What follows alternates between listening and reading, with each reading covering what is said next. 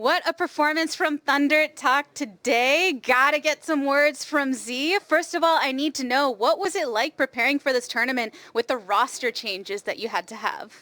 那么很恭喜你们拿到这场胜利，想问一下，你们这次由于队员更换，你们有准备一些什么特别的东西吗？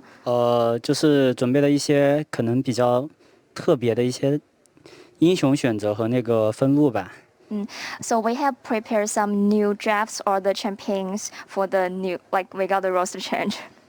How did you decide on the role swap, specifically you coming into the mid position and having to have those different picks available for you? 对于你来讲，其实你从单人路换到中路来讲的话，是要重新选择很多英雄，对你来说有什么不一样的地方吗？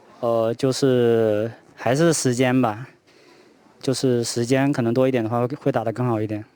I think we need more time to used to all these new champions for me.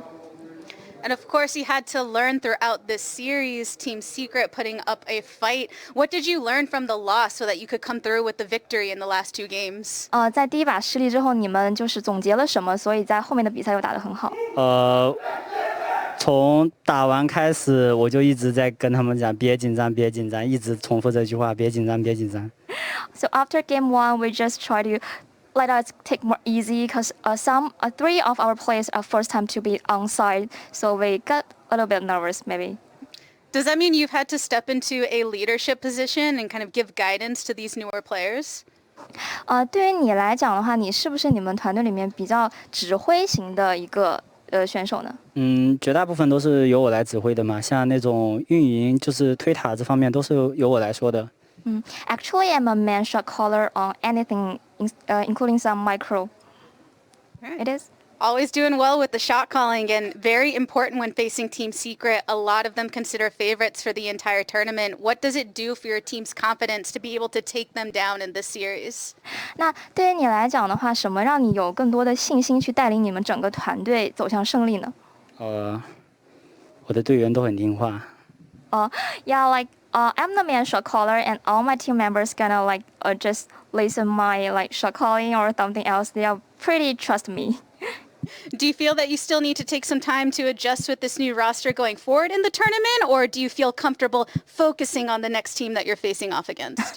你觉得你们需要更多的时间去磨合调整吗？还是说你们觉得现在状态已经足以应付下一支队伍了？我觉得只要是按训练赛的那种状态来的话，我感觉我们不惧任何人。Okay, actually we are pretty good and dominant in the scrims, so I think we could just take out the status we are getting in the scrims. Dominant in the scrims, dominant in the shot calling. Thank you so much for stopping by for this interview. 谢谢你的采访。Thank you. Thank you. All right, rest of the show coming your way, folks.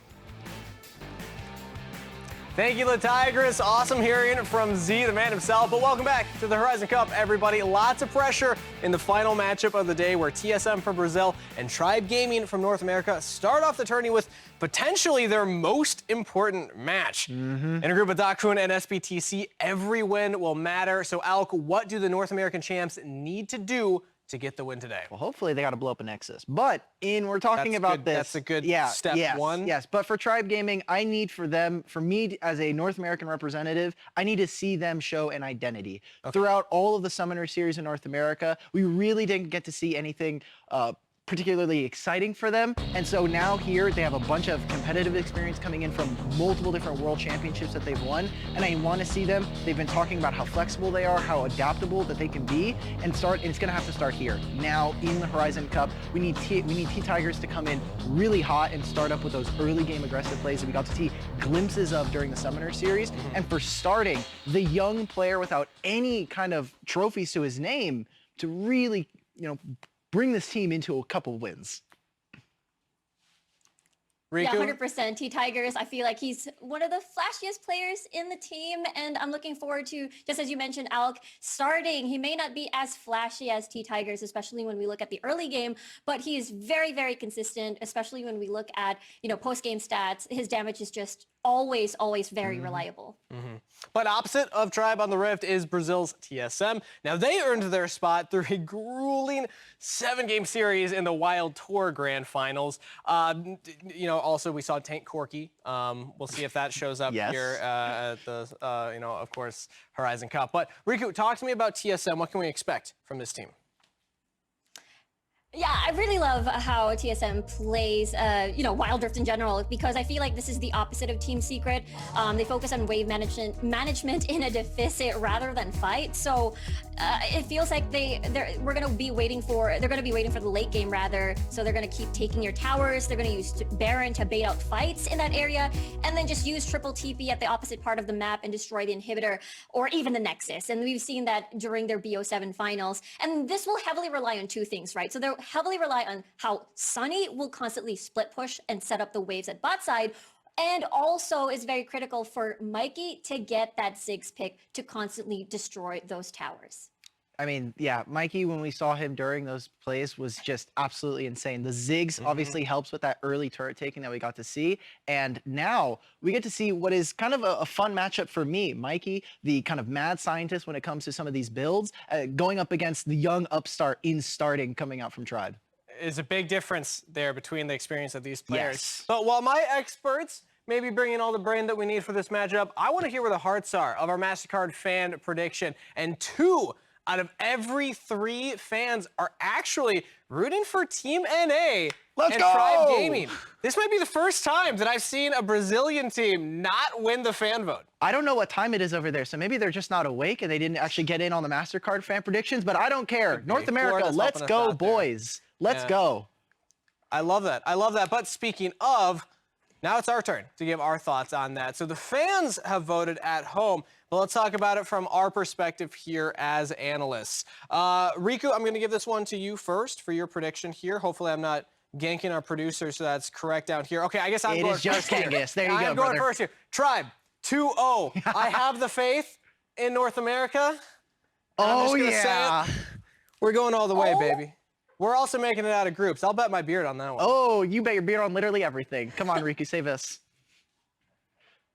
Okay, for me, it's going to be 2-1 in favor of TSM. I feel like their creativeness and approach to Wild Rift is going to get this victory up against Tribe. What? Oh, this is good. This is good because she hasn't been correct on her predictions for the whole day, except for Team Queso. That was the only one. So I don't know what that means, but this might be good for North America. What you got, Al? 2-0 Tribe. Let's bring it home. Come on, starting. Let's get a Worlds trophy for you. Let's get you that Horizon Cup International trophy right into your back pocket, boys. Come on. All right. Well, I put the hat on and I bet my beard. So I think that I think I already double jinxed us to be a negative now. So I'm actually not positive anymore, especially now that I hear Riku's not on the same page. I thought we were going to be unanimous here. But let's hear what the casters have to say about it because we're getting ready for pick and ban. Sending it back over to Pastry and Smacks. Thank you very much. Well, Smacks, it's our final best of 3 of the day as the teams will take to the stage for their first time here in the Horizon Cup. It is NA's Tribe Gaming playing Teleport Summoner Managers, aka TSM, because boy oh boy are they good with that summoner, with that spell. That was did you just come up with that? I did. Wow. Very, very clever pastry time. I love that. So, it will be up against Tribe. As one of the casters who got to cover the Summoner series, I'm very familiar with Tribe. Got a lot of faith in these boys, but you know what? We already heard a lot of that from Kang's Nelk Battery, so I won't go full-fledged hype for them. I'm just excited to see what these teams have for us. If it's anything like those dance moves, Oh yeah, big things. Yeah, I like a nice little mix of poses and celebrations there. Starting, of course, Cool, Calm, Collected. Definitely got some energy. Yeah. Really got a fun vibe to him as kind of a younger player here in this team, as we heard from the desk. Player that hasn't, had the same accolades that his teammates have had in other titles. So definitely hungry to prove himself here. I feel like that's in some ways the story of Tribe here at Horizon Cup, right? Very dominant, of course, in North America, but have not really made their mark like many teams, have not gotten to prove themselves on a big stage. So this is where it starts for them, right? Yeah, statistically speaking, Tribe's average game time is the fastest of all 10 teams at the Really? Horizon Cup. Yes, that just goes to show you how dominant they were in the North American scene, and dominant they actually were. They, at one point, were on a 20-game win streak in the Wild Rift Summoner Series. That's not series, that's individual games. They did not drop in that time. And of course, they did win every single series that they played in the Summoner Series as well. That's 12 total of them. The win streak was broken in the finals by Immortals. You may have heard of Iraqi Zoro earlier in the broadcast. He was the one to break the win streak, but eventually it was Tribe victorious in the end. So yeah, this team very dominant in their own respective region. Would you like to guess as to who the 10th fastest game time is, pastry time? Is it TSM? It is TSM. And that's just because the games in Brazil just hit different, man. Those games were absolutely They played insane. 7 games to get here. Yes, in just the finals. The alone. first game was ridiculous. If you haven't seen it, I won't spoil it, but watch it. It's you know, you hear about it, you know, long 7-game series. Do you expect one of the maybe the middle or the later games to be the explosive one? Oh no, from game 1, all of they them were ready to go, and now it is their first game. Yeah, true, all of them. For these two teams, TSM going to be on the blue side here for the first one. It is Tribe over on the red, and Twisted Fate is getting out of there, and Fiora is continuing to hit the ban table time and time again today. Still no Fiora plays. Eventually it'll happen, Pastry. Eventually we'll get to see the Queen Duelist, but not today. At least not so far today. Ziggs joining the ban table as well, really attacking the mages, potentially just in that mid lane. Of course, Ziggs can flex down bot. Yep, seen that a few times today. Actually, I think Wind has piloted that one twice in the bot lane, if memory serves. Nunu getting on out of there. Interesting to see the Ziggs bang, as we did hear from Riku on the desk. Definitely something that TSM and Mike make very good use of in their kind of side lane wave management CG style. Senna continuing to get bans here. Hasn't gotten through very many times. Has won most of the time she has. And Camille, of course, kind of completing you know, the set of champions that no one ever lets through on red side. Yeah, there's still that Riven, so you pick your poison in that regard. Perhaps that will be one of the first picks here. For TSM, Riven available, Lee Sin available, Renekton available, Galio as well. But looks like they're going to go with the jungle option for Tetis. It will be the Lee Sin. Very exciting and flashy champion that we just got to see piloted very well in that last series.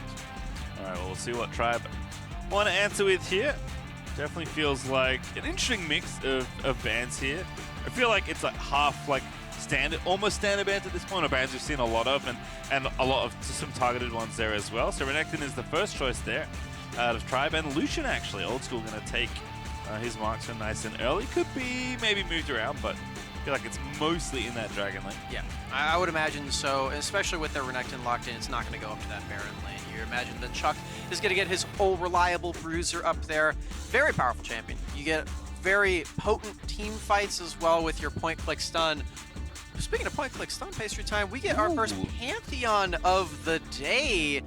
Usually we end up seeing this champion piloted in the jungle, but seeing as Lee Sin is already locked in, I can't imagine that will be the case. Oh, and Kaiser here as well. This is getting spicy on the TSM side. I like what's happening here. But again, if you're a team that is known for your want to be in side lanes, Pantheon feels like it fits the bill pretty nicely. I really like this option. You have so much agency in that early game, and as you said, you can go to other lanes with that Grand Starfall as well. It just feels like TSM are heavily attacking that early game with Kai'Sa as well, trying to break apart that lane. Now Tribe responding with Braum, trying to get some defensive walls, quite literally, between those champions and the backline. By here as well for ttigers. As Rakan going to be the pick there alongside Kai'Sa. Definitely a lot of go here on the TSM side. Not going to be short on ways to start engagements. So I'm expecting a lot of action here when the champions do meet. Again, it's so funny that this is the fastest team versus slowest team for average game time. Because when I think of Tribe, I do not immediately think fast-paced games. Yeah. And as you said, that definitely speaks to regional dominance. So it's very cool to see how these teams will maybe buck those regional trends now here on the international stage. Yeah, certainly could be interesting. Ooh, Tank Corky's back. Corky is right. Oh, please. Tank Corky. If you watched the TSM Brazilian finals that they did win, you may be familiar with the Tank Corky. You may not be familiar with Akshan. That is going to be another unique champion on the day that's going to be the mid lane option for starting. A player who we usually end up seeing most of his success on Assassins, going to the marksman style. Akshan not an assassin? Oh, I mean, sort of. He's more ranged than Assassin, I suppose. For starting, we're usually seeing things like the Diana and Akali. Right. So this is a little bit different. All right, well, definitely a fun way to kick things off here. Looks like Corky going to be the other marksman in the mid lane, I suppose. That's likely Mike's champion. Pantheon on top as a result.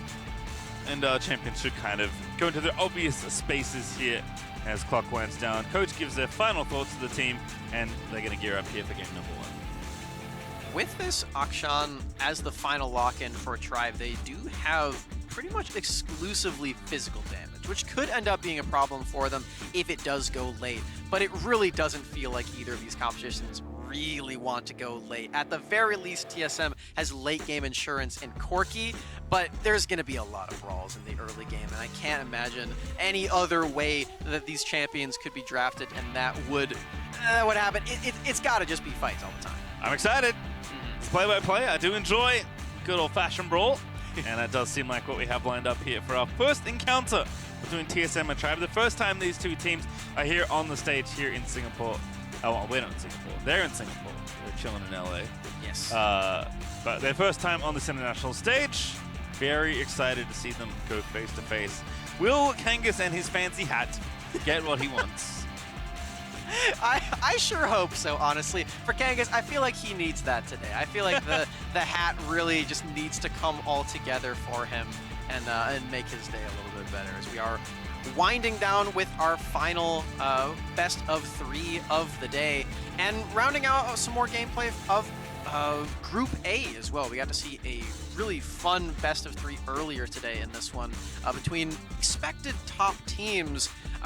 These ones, if we're going off of expectations alone, potentially fighting for that 3rd spot if all things go to plan based on predictions. Yeah, it definitely feels like, you know, pre-tournament power rankings, these teams may definitely be battling for some of those spots. So very important to win this series as it turns out. So we'll see if that holds true, if they can hold on here and at least take the first one. Feels good to start off with a win when you're in international tournament. I don't know if Sonyy is just like chilling. Yeah, I was thinking the same thing. I wasn't sure if I was going to bring it up, but now that you mentioned it, he does come to lane without a star. Pantheon, very strong in his own right, maybe not necessarily needing one. The only component that costs more than the 500 is a Sheen, so maybe that's what he's looking for. Maybe he's trying to get a very, very early Sheen. He's going to need 900 gold to do that. Chuck trying to punish here. Oh, goodness, that's so much damage. Already had to flash. Yeah. Eats the honey fruit. First item's pretty important. So a little bit of an unfortunate oopsie for TSM. So oh, bottom side, my goodness, Tribe is sending it all the way to the bottom side. It's Oldskool with a 2v2 kill for first blood. Make it second maybe as the exhaust is going to slow down Pertroni. Gets away for now though. carliTo was so close to picking up those honey fruit, but just a little too far away. First blood in reach of Tribe. Oldskool picks that one up as the Lucian, and it's completely isolated apart from the jungle as well. ttigers on this top side of the map, looking for something. He does not know that he's spotted by Tetis. Now knows, and it's going to be too late, but flashes out of there. Quick little moves there. Is now they're going back through starting. Grappling hooks around. carliTo could be the target, but it's Chuck that finds the stun. Braum now going to join the party. Door is up, and Chuck is looking for the kill. He gets himself ignited. carliTo going to try and chase him down, but that's just the support. It's starting. Ripping into Mike as ttigers finally nabs the kill, and Tribe just everywhere. Finally going to take their second of the game in 2 minutes. TSM cannot walk into their own jungle, let alone the river. It is Tribe's to conquer, and they're bringing their support up as well. Look at Oldskool, just completely isolated in this lane, still getting the push off on this Lucian. Getting this fight started right back up is starting, swinging right into action, and you can see all of the members of Tribe collapsing early. Maybe this is why their average game time is so fast. Yeah, maybe. Definitely looking like they want to keep that trend here at the Horizon Cup. Off to a blisteringly fast start here. It is Oldskool with that first blood. It is ttigers that nabs the second. He's got a Phaedron machine ready to party the river again. Absolutely. This is looking like that Trinity Force build for Vi. No tank things happening here. Only damage. All gas, no brakes on ttigers. And this is well before the first dragon has spawned, I might add. This is a lot of fighting that we're seeing right off the bat. Not every game, not every region at all has happened like this, even in the slightest. But Tribe TSM are starting things off quick. Yeah, and ttigers gonna keep it a kill a minute. Perhaps there's the dunk. Level 5 already. That looked too easy, to be perfectly honest. Salt and Battery, very effective at taking down a single target, especially with all this extra burst provided by Oldskool and MaxGreen. Looks like Oldskool might actually be able to fully purchase an entire item once he finishes this wave, which is a huge, huge benefit for especially a marksman when it comes to these neutral objectives, because once you get that first one, you start landing all these critical strikes, get sudden extra burst, albeit it is a bit random, but it just all of the extra consistency that you do get from it if you're getting all of these auto attacks off is going to mean a lot. And let's see. Yep, there it is. Wow. That is a very quick eye edge here.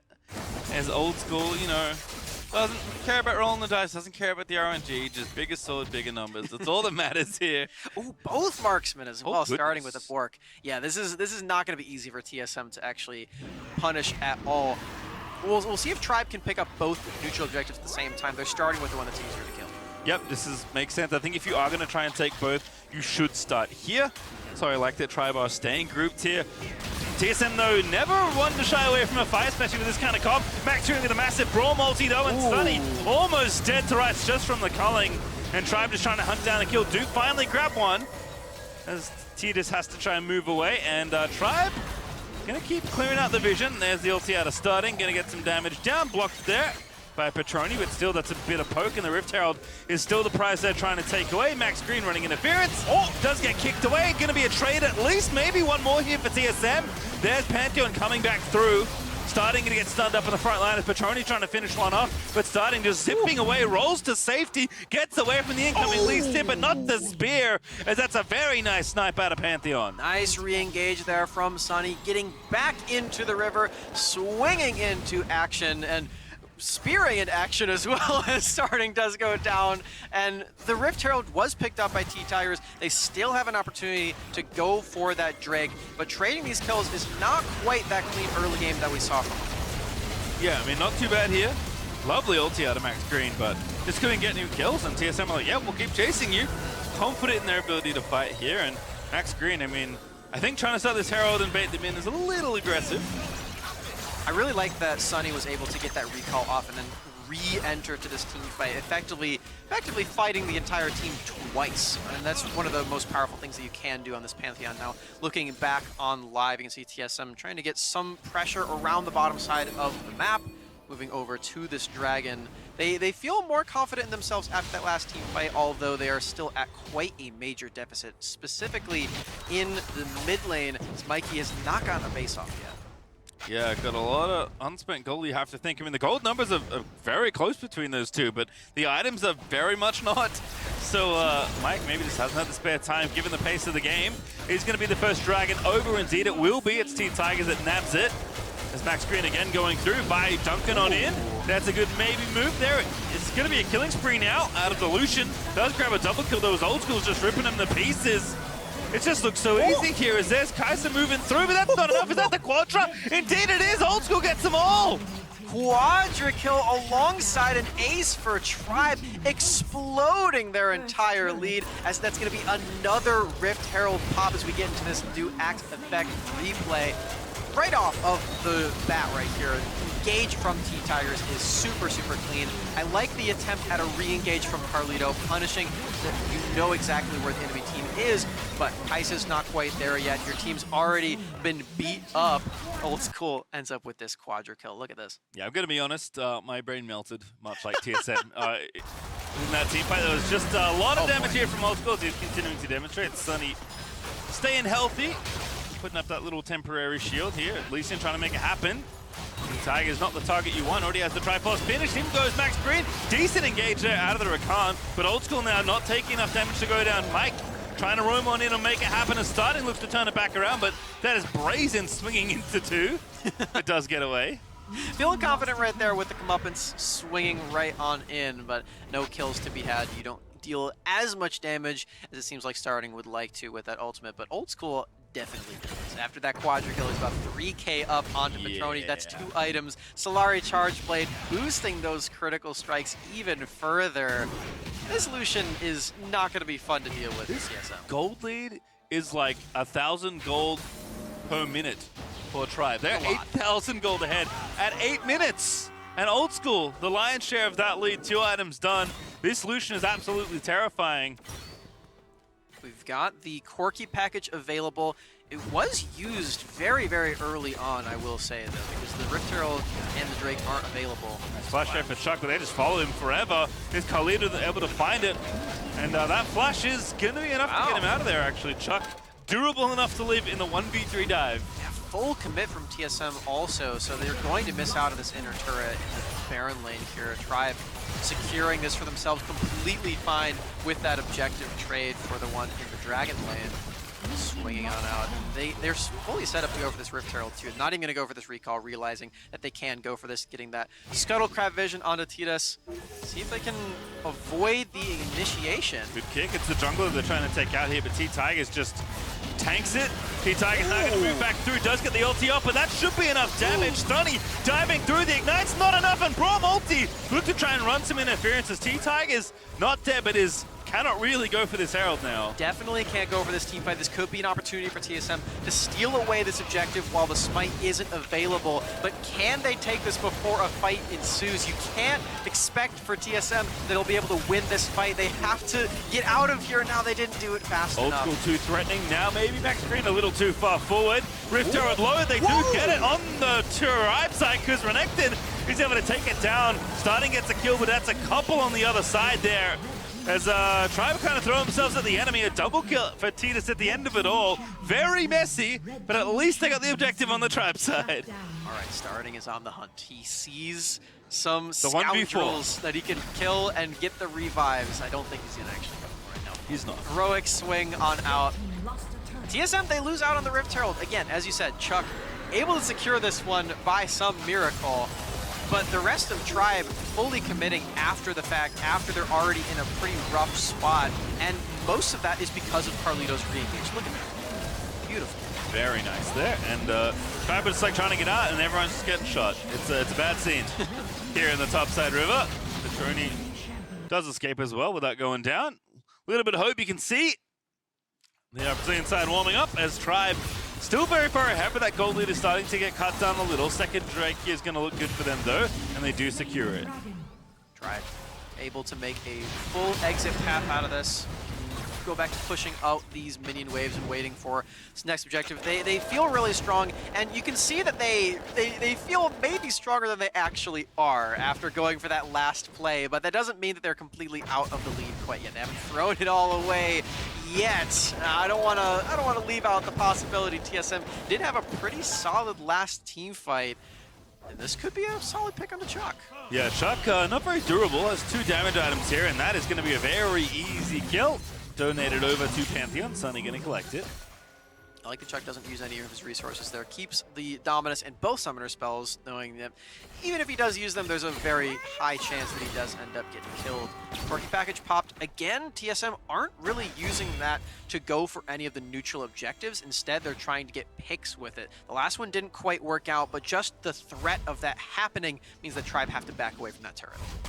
Yeah, again, MaxGreen really the only one that's tanky at all on the Tribe side right now. It's 2 damage items, of course, for starting. Oldskool's working on the 3rd. That's 2 damage items. So Chuck, as I mentioned, it's ttigers going for basically a damage field, although Sterex now is going to give a little bit of extra durability. So you can see why Tribe get themselves killed in spots where they think they can make something happen, because they're not as tanky or as strong as they think they are. Yeah.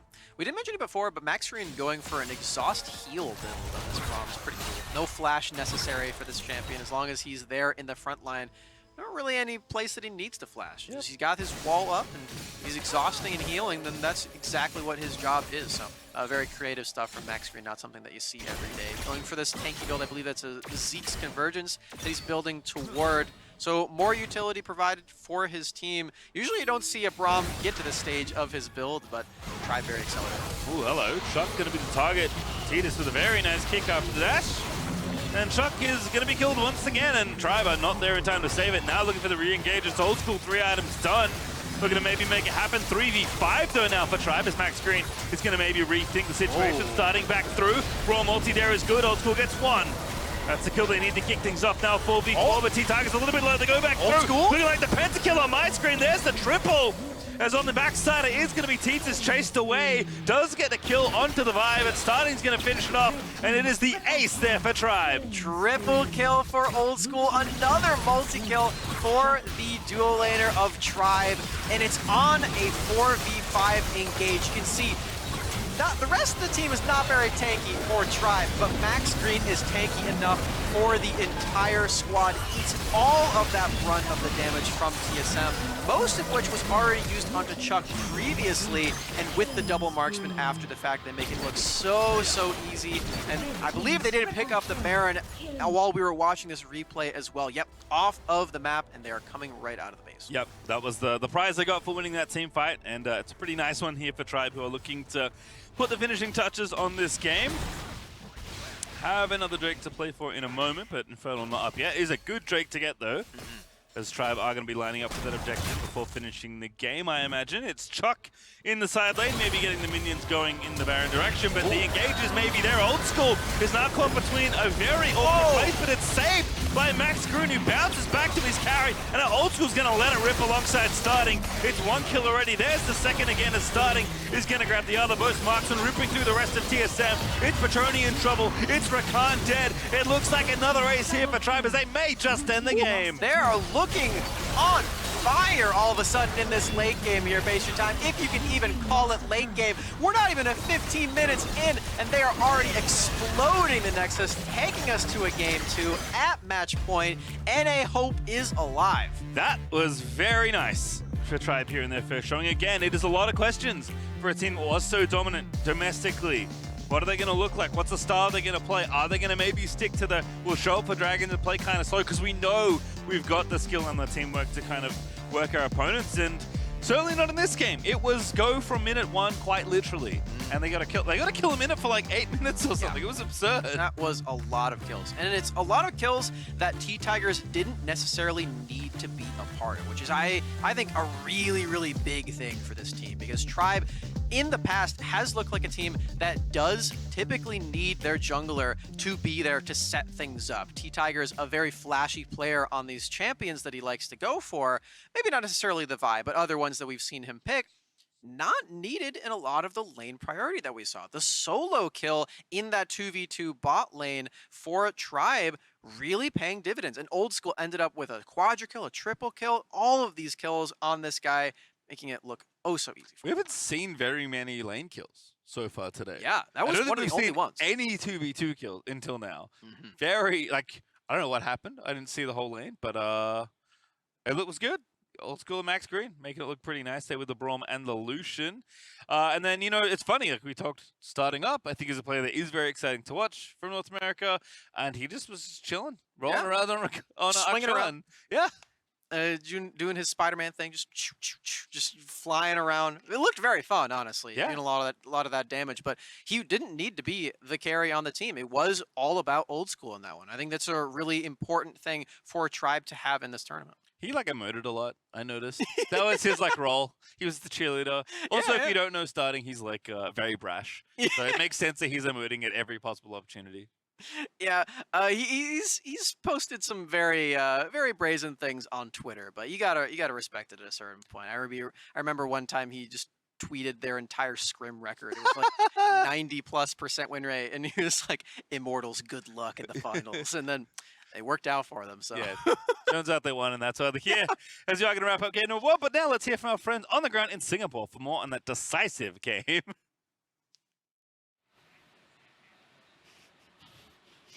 Coming back on over to Singapore from the friends over in NA after this NA victory to kick off the series. ttigers here once again with Omo and Grandin. So let's go ahead and talk about it, because even though it was a victory over for Tribe right at the start, it was similar footing for these two, at least when you take a look at the comps they were bringing to the table.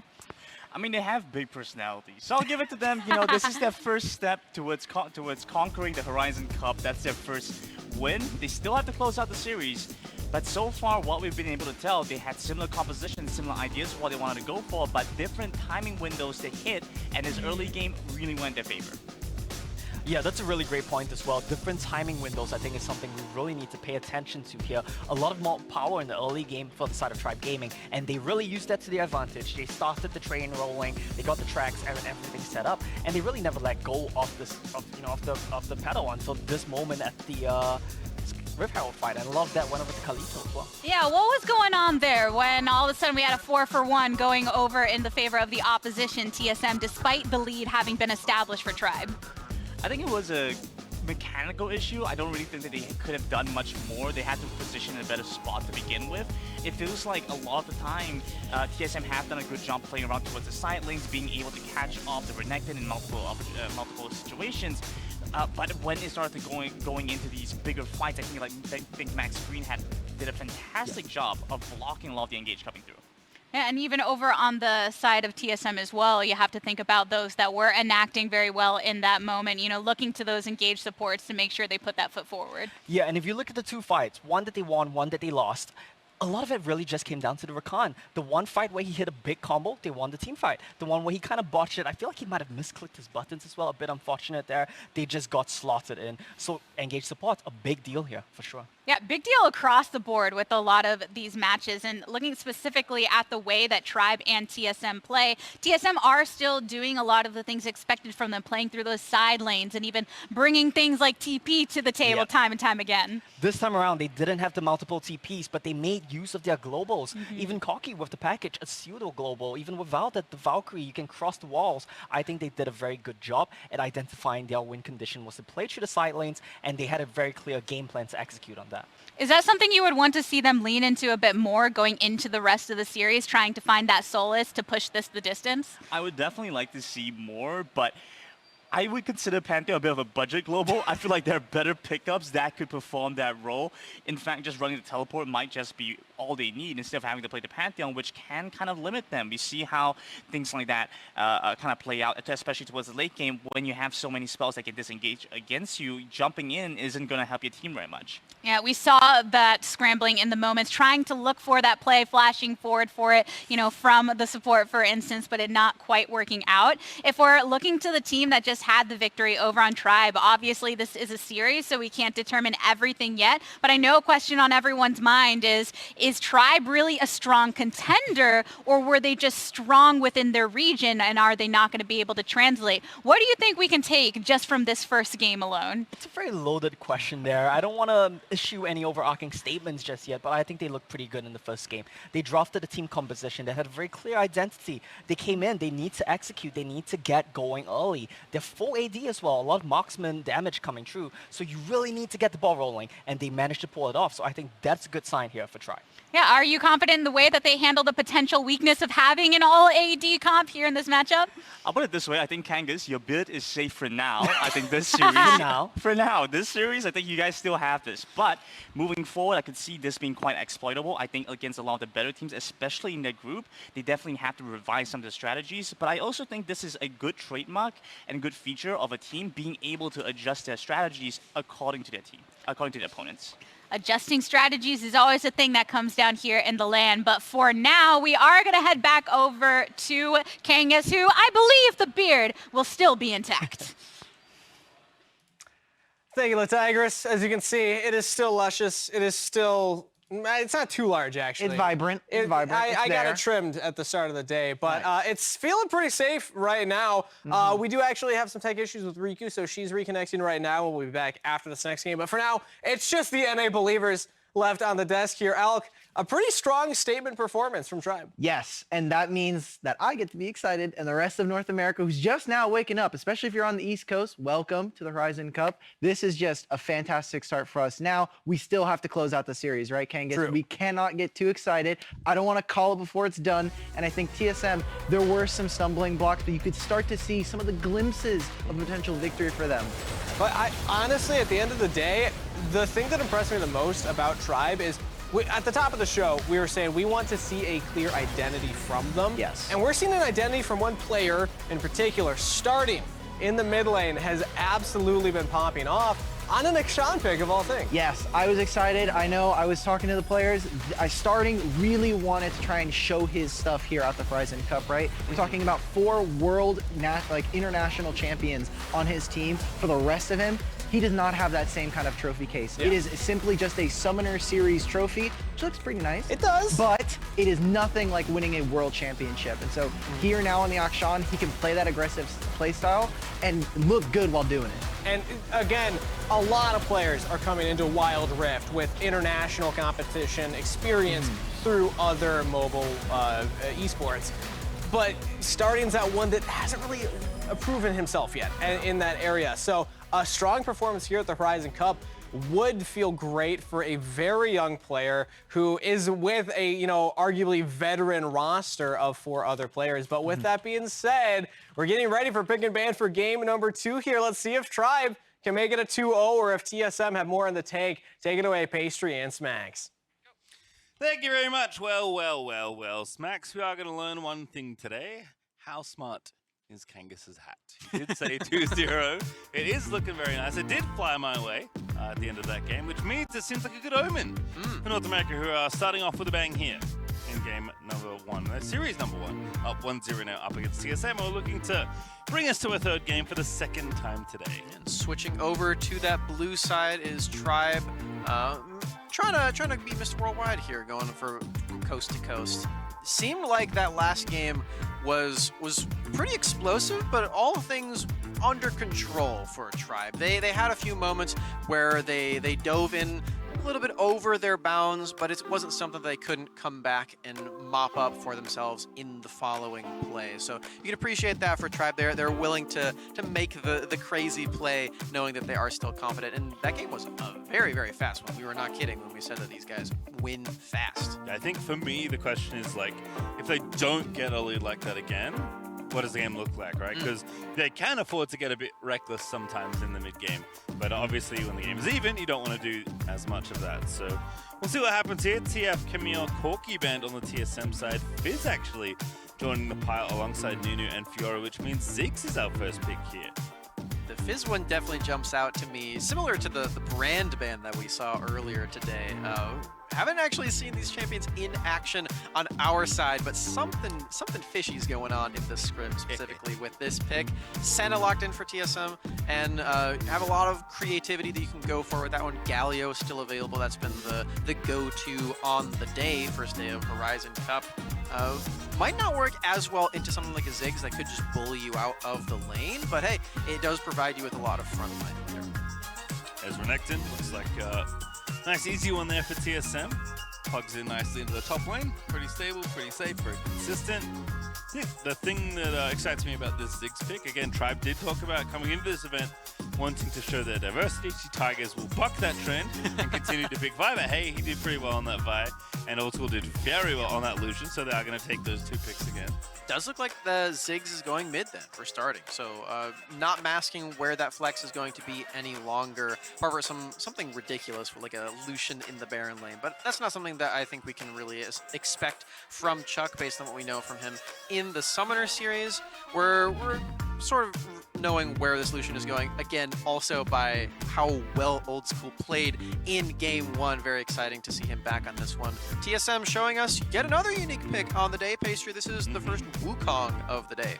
And oh my goodness. So Senna Nasus is a very real lane. Yeah. So what you do on the Nasus, for those of you listening at home as well who may not know, you go for the AP build, you max your Spirit Flare, you go for a double Font of Life in your lane, you just go for a lot of sustain. It works pretty well, you get some nice scaling later on. I hope we see that. That sounds really fun. But again, more unique picks. TSM bringing us 2 on the day. Back to back there for the Wukong and the Nasus. It's Braum Darius, though, to round it out there for Tribe. So keeping it pretty simple here. MaxGreen going back to the Braum, which looked very good, I might add. Didn't get a whole lot of chance to sing his praises because the rest of his team were getting all the kills. But the support, as always, putting in the work while everyone steals the kills. MaxGreen, I'm very curious if he goes for no flash again. That's definitely a cool little thing that might become more commonplace if Braum is going to continue to be a pretty high priority pick in this tournament. I genuinely did like that a lot. It's not just because it is creativity, although I am a pretty big fan of seeing new things. It did just make a lot of sense, and it was really effective for MaxGreen in that game. Even going so far as getting that 2v2 kill in the lane with it on this same duo. Like, up against a very defensive lane this time, I believe the Senna and the Nasus are going to be much more difficult to break apart in just that 2v2, but hey, that's what ttigers is there for. Yeah, last pick is Orianna, therefore Mike. So going to be kind of a classic. Ziggs versus Orianna, lots of Qs thrown at each other in that lane. But I'm curious to see, it's kind of cool, right? Because again, we talked about starting, obviously coming into this series. Definitely talked a lot about Oldskool coming out of game one. And I think when I saw this, it was like, oh, which player of the two that we're watching is going to take it? And then we found out very quickly at starting. Obviously a very aggressive player. We already seen what Oldskool solution can do, especially with the leads. So, you know, how is starting on something a little bit different, like the Ziggs, can he continue to be as aggressive? Can he be as effective when he's not able to, you know, swing on in and shoot people? Probably not as aggressive as the Akshan. I think this champion is... You're right. Satcheling on in. You certainly have that option as Ziggs, but I think that's something that probably won't happen as often as the Akshan was going. We'll say that one. More of a late game carry for this team. Oldskool as well has a lot of crit options on this Lucian here, and notably TSM doesn't really have a lot of crit champions in their own team. The Senna we're expecting to go for the utility builds, something like the armor penetration of the Black Cleaver or the slows of the Serelda's Grudge. Either way, you're not building crit on that champion. Yeah, not the one farming in that lane, if I had to guess. Although I guess no, you're not. Yeah, right. It is going to be so the Nasus. Not going to be able to, you know, get 5 items and shoot people as a marksman. I mean, maybe if we go really late, you never know. Tribe though lining it up here. It's ooh, very sneaky. Oh, this is nuts. If Mike gets picked up, okay, he didn't. Instead, they sweep and we're invading. Wow. Yeah. So they're actually forcing Tetis down to the blue side of his jungle. A really big detriment, actually, to a champion like Wukong, who doesn't necessarily have the strongest of clears. Okay, he's not going for that one at all. He's actually going for the trade of red buffs. That's much better for him if he can pull this off. And for Tribe, they're fully committing to this. They're going for that full lane swap that we saw in just last series. Yeah, this is the classic lane swap, basically. So definitely the right choice there for Tetis to go to the cross map and go take the enemy red. They're not going to lose that at the end of the day. Should be able to fall back to that blue.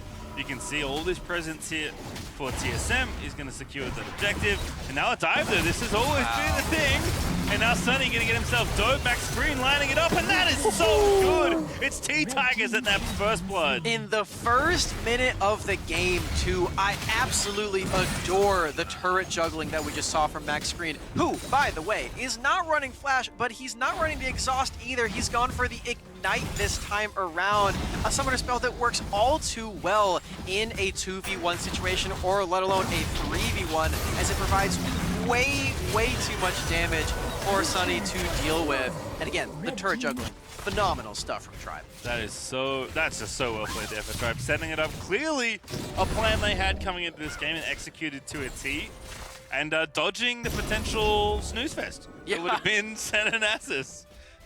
We heard from Alk Battery on the desk that he wanted Tribe to have an identity in this series. It feels like their identity is just killing you as soon as the game starts. Again, kills happening in the first minute of the game. This one does come from ttigers, so it's not just in the isolated lane matchup. But again, as you said, this is something they were clearly planning for. They executed super well, and now they have this huge advantage. Starting just chucking the satchel at Mike. A little bit of poke there with the Airy. Definitely going to be more about what they do when they leave their lane. Obviously, Ziggs can throw his ulti pretty far, so it can help out nicely. ttigers already with the ulti. Sonyy! No getting out of this one. That's the second blood out of eye. Just securing the kill with Assault and Battery there too. Sonyy didn't have Flash, but he did potentially have that Slice and Dice, so just making sure the Gator does not get away. Tribe picks up a second one. Both of them for ttigers. Again, also going for the Trinity Force build, not wanting to sit back and deal no damage. being the tank. No, no, no. 2 games in a row, ttigers gets by. 2 games in a row, he is killing everybody. He's also getting early kills, which helps enable this kind of build. So I'm starting to think it's on purpose. I wonder if he's the one, kind of the architect of all these strategies, specifically so he doesn't have to build tank. He's like, I really want to build Trinity Force. How do I incept my team into letting me do this? And it turns out getting kills at level 1 is the reason. It's convincing me. He's definitely got me on his backing. I'm in his Shark Tank right there. Clear out his camps here. We're waiting about 30 seconds for that neutral objective train to take off from the station, and we're back to the regular lane state. Tribe only needed that first kill for their duo lane to feel satisfied to go right back to the Senanasis lane. And while they've attacked Sonyy multiple times, doesn't necessarily mean the Tribe has to go for the top side, although with MaxGreen's movements right now, you can see that's probably where they're going to land.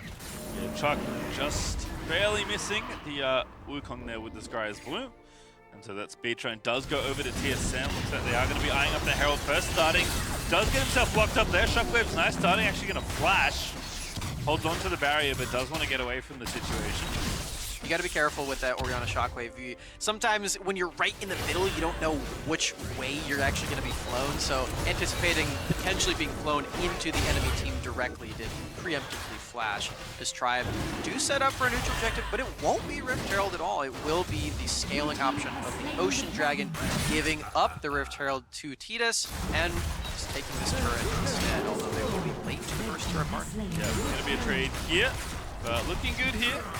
For both sides, actually, TSM should be happy with the situation. Tribe, though, going to get themselves a gold lead here. Up 1,000 before the turret falls, now up about 1,500 as that one goes down. And I think just playing to their strong side of the map, making sure Oldskool continues to get gold and get himself ahead, lines up for me. Definitely for me as well. We just saw how much damage and how many kills Oldskool was able to get in game 1. You have to imagine the team is wanting to slate him forward to get as many of those and replicate that success if possible. So you can see he's going to be farming up. Looks like he's by himself up there in that Baron lane. He's got backup available, but not quite in experience range. So just getting all these resources. 2v3, nice little start there for Wukong. Oldskool locked up forever. Easy pick off there for the center. And MaxGreen up too late. ttigers no help at all. And there's the second spin. Tetis getting maximum value. Wonderful skill shot there from Pertroni.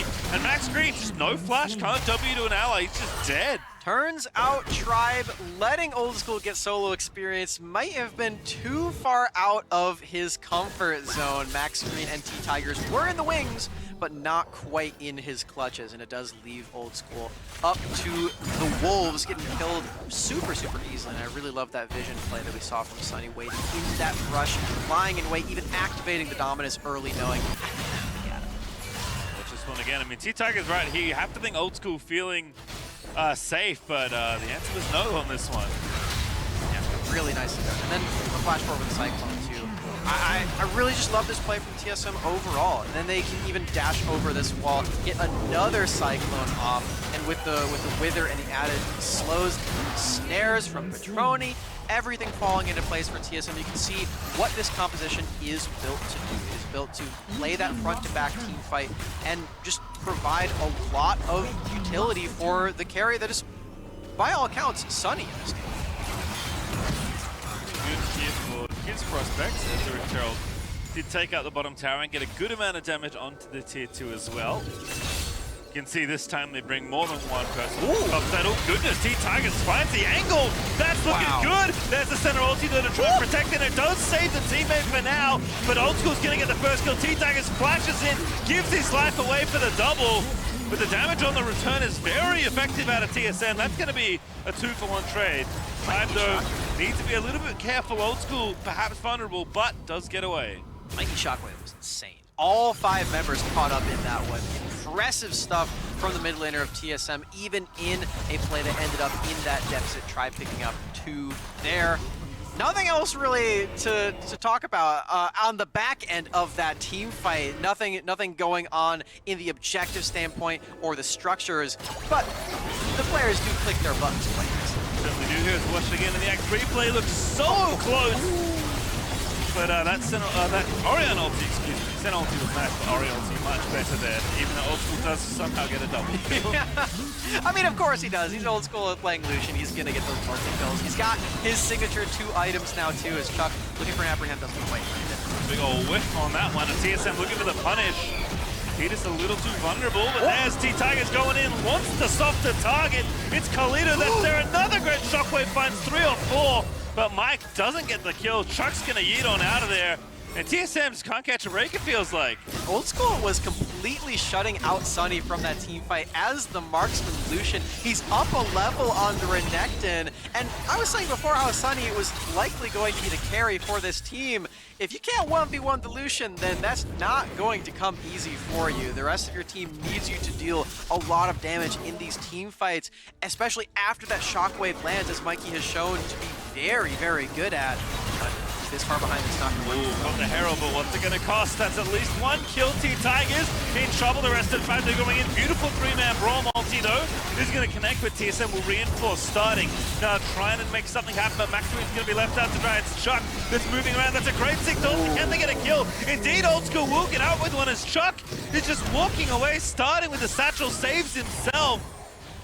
And that's so nice from Tribe for the 1-for-1. Oh yeah, they get out completely fine with this one, as they do lock in that Rift Herald. They're going to be alive and ready to fight for this next Infernal Dragon as well. They didn't actually use too many ultimates in that one. They did use the Glacial Fissure, but their pick tool is still available in the Assault and Battery. Chuck can still go for his rampaging resets on the dunk, and they've got all this power. They're completely undestined on this dragon. TSM can't do anything about it. They're still crawling out of their base after the aftermath of that last fight. It feels like the important one there is Tribe always got the objectives on the mind, especially that dragon.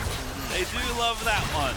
And you know, they connect the play after the top side play, they get the 1-for-1, ttigers respawns, they run back to the dragon and keep that one secure. Starting to be hit by some shadows. TSM looking for the engage, but don't find it. MaxGreen just staying stalwart in his defenses, making sure that no stray skill shots or projectiles land onto his backline. You gotta respect this Braum play, man. He doesn't have the safety of something like that Flash again 2 games in a row. Very, very confident that even if he dies, it's his team that's gonna matter in those team fights. He gets his abilities off, and then it's okay. He's just a big health bar, and he can maybe ignite the enemy team as well. It's more important than flashing out. And it seems like the funnel Oldskool plan is in full swing right now on the Tribe side. He has been like playing like Tristana. He is just in a side lane, chilling, collecting the delicious golden XP. And he is very far ahead individually as a result. And now they're going to hit the tower here. TSM will have to respond. Mid lane though, ooh, I love this little play.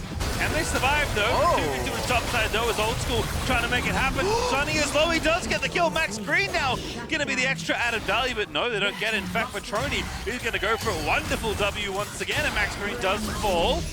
Mid lane is the issue, but it's not an issue right now. It's 2-0 clean for TSM. That is a 2v2 double kill on the side of TSM. Excellent flash forward to get that last bit of damage onto Oldskool from Sonyy.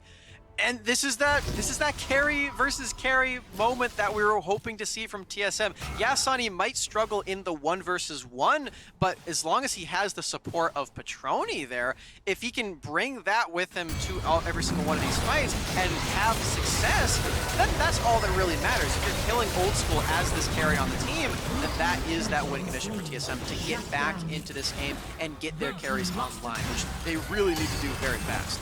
I love what Sonyy did there too. Just like confident in Pertroni's skill shot accuracy. ttigers getting in there again. Good damage onto Pertroni though. Chuck is found the front line. Sonyy is going to get dunked, and that's enough for the kill. Tetis dives in, but that's going to be a second. It's Tribe's team fight that's looking hot right now. It's Tetis that will finally fall. 2-0 this time as Chuck gets on in there with a Q. Double up for hand. Glacial Fissure out. But center is unstoppable as Pertroni snags the second. Chuck He did a ridiculous amount of work in that last fight. Can he get out of this one? All right, he's on the escape. Did you see all of the healing that Chuck got from his Decimate in that last team fight? That was absolutely absurd. He doesn't even have something like a Spirit Visage quite yet. That was just his positioning and repositioning with the flash as well, still trying to defend this turret. Oldskool getting way too aggressive. It does dash out to safety. Unfortunately for them, the turret does fall, starting respawning in a second. As we watch this one again. Let's have a look at the old Daria, shall we? Yeah, this champion has just looked so insane today. Chuck proving that he can play with the big dogs as well. Doesn't quite get the reset, but he's super, super close. If he had been just a bit of damage more, then it could have been a completely different fight. And Tribe could have wiped it, but even still, he just heals like his entire health bar in that team fight with just Decimate alone. Super impressive positioning. Well, Tribe's team fighting looking pretty good, but TSM definitely battling back. This is a much closer game than what we saw in the last time around. We're almost 14 minutes through, and it's 2,000 between the two sides. It's Tribe still with the lead, but TSM not far away. As Tribe are going to have to try and get themselves in the area for this dragon. It is going to be the mountain.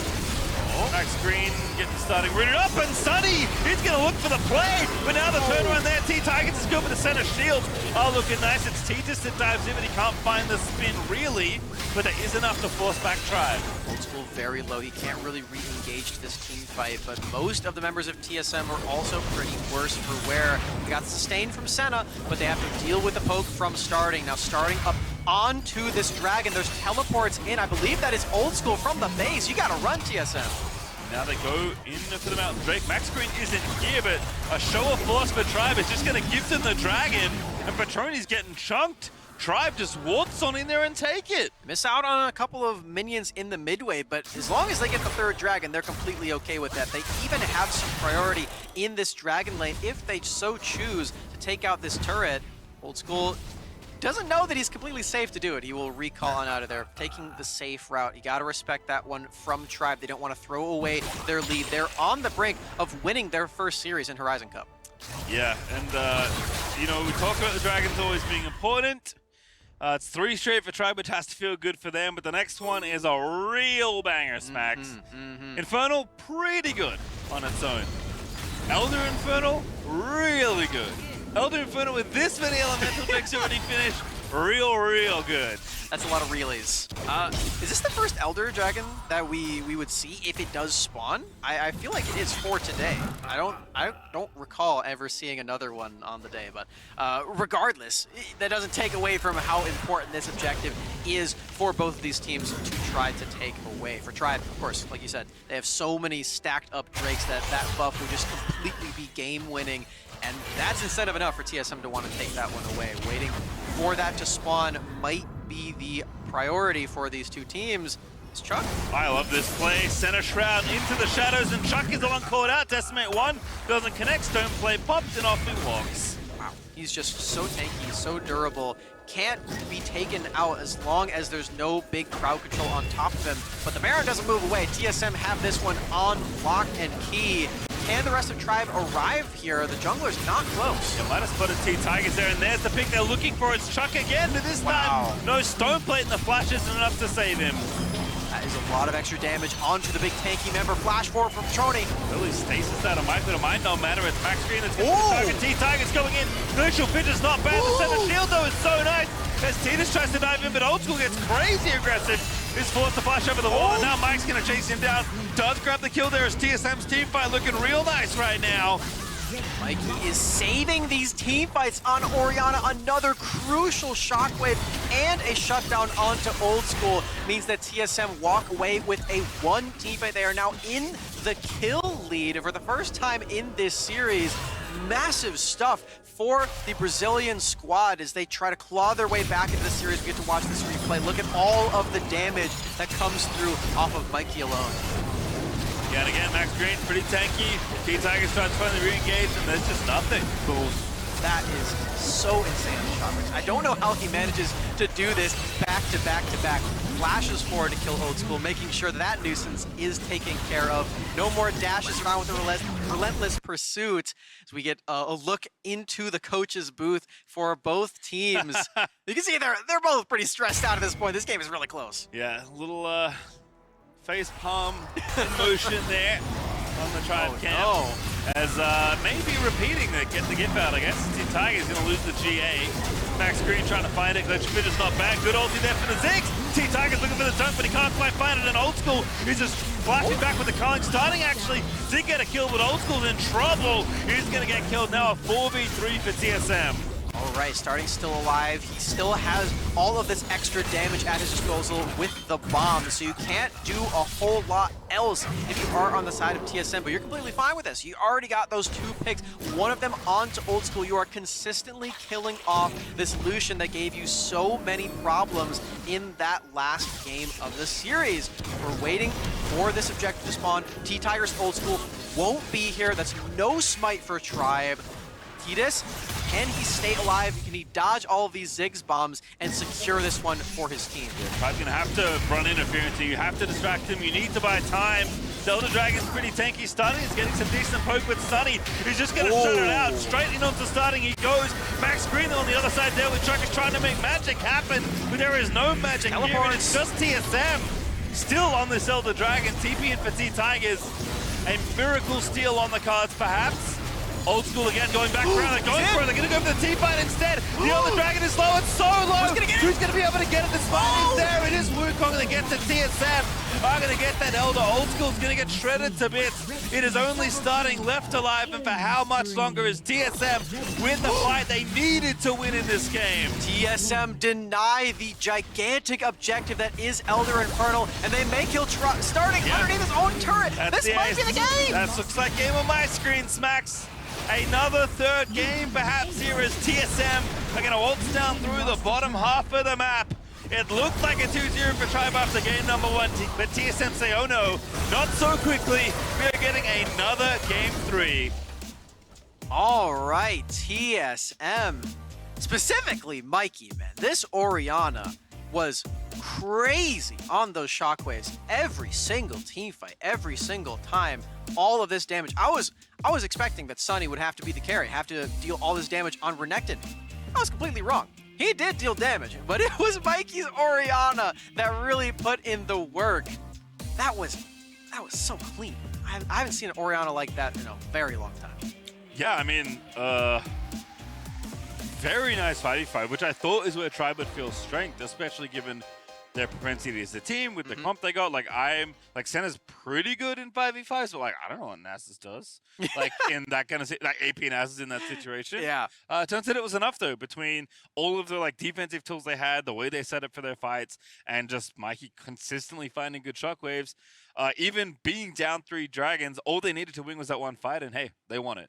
Yeah, it feels like Tribe got picked off a bit too much in that mid game. Like you were saying after that last game where they were at a huge lead, and at times it felt like they were going past their limit and sort of limit testing in a way where they would dive in and get picked off, and they're like, well, it's all right. We have a pretty big lead. We're going to be okay as long as we don't let that happen again.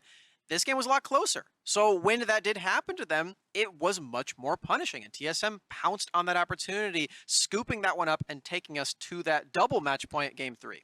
Yeah, I mean, it's funny because you look at maybe the early game, the first 5 minutes or so of the game, you're like, oh, this is going great. Yeah. The level 1's playing. We killed Sonyy twice in top lane. Oldskool's back off to the races. We're constantly putting him top side to just soak up farm and gold. And somehow we get to a 5v5 with like Lucian with 1 billion items, and it didn't work out. Yeah, I really love the way that TSM continuously picked off Oldschool's Lucian as well. It wasn't even that he was necessarily out of position. It's just that they knew the target that they wanted to go for. They attacked him over and over and over, and it made those team fights all the more difficult for TSM. It definitely helps, or all the more difficult for Tribe. It helps that TSM got a taste of what Oldschool's Lucian could be in game 1, so they knew exactly where to attack. But all the same, it was a great job. Yeah, so to shut it down, TSM are going to bring us to our second third game of the day. Numbers are hard, don't worry about it. For now, though, we are going to pop on over to the State Farm Analyst Desk. It's okay, Pastry. I wanted a 2-0 as well, as that was mine and Alex's predictions. But unfortunately now the only prediction that is still live is Riku, who is back. How dare you? Because when you were gone, things were going so well. And but, it was winning, boys. I'm going to give this one to Riku first to break down. First of all, explain yourself. And second of all, what's going on right now? Because TSM were able to hang in there and bring us to a game 3. Yeah, that was so crazy. I mean, looking at Pertroni's performance on the Senna, it's just, he was so aggressive. He was always ready to flash forward just to get the root down. And it feels like, you know, he's able to get the, he's able to set up his own fights and is able to get an early lead. That's a self-made man right there. He can do it all. He sets his own fights up. He gets his own kills. He gives himself his own gold leads and experience leads. Exactly what I wanted to see. And I think Sam put it nicely there, Smacks, the caster, that it just was overreaching from Tribe a few too many times. Yes. They kept, you know, getting some early aggressive plays that worked out for them, but then like this would happen, where it's like a 5-champ shockwave, or like suddenly, of course, the Senna would find somebody, pick them off, and just scaled up to be a monster in the late game. Tribe were on a timer throughout this entire game, and Riku, when we look at the composition from TSM, the later the game goes, the stronger they get. Yeah, that's the thing, right? The Orianna is going to scale up. You've got Pertroni as well with all the souls in the world, plus the kills on top of that. Yep. But also on the other side of the spectrum, they do have starting on that Ziggs that is able to dish out just as much damage, especially when it comes to Elder Drake fights, which we'll see later on.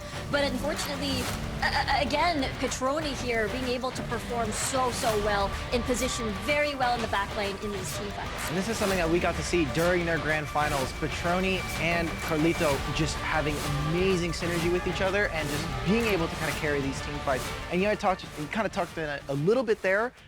Starting is the only reason that that game was as close as it was for Tribe. It's obviously a great start for them early on, but after that, it was Starting's damage on the Ziggs, being able to max out and try to get all these bomb damage down onto the Senna, onto carliTo and Pertroni.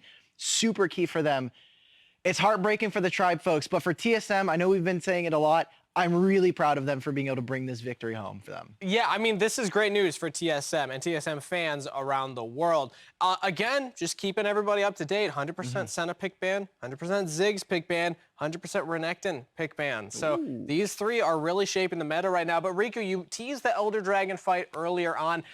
That's really where the game got away from Tribe. It was, they were in it until they weren't. And I want you to walk us through just the importance of this fight for TSM.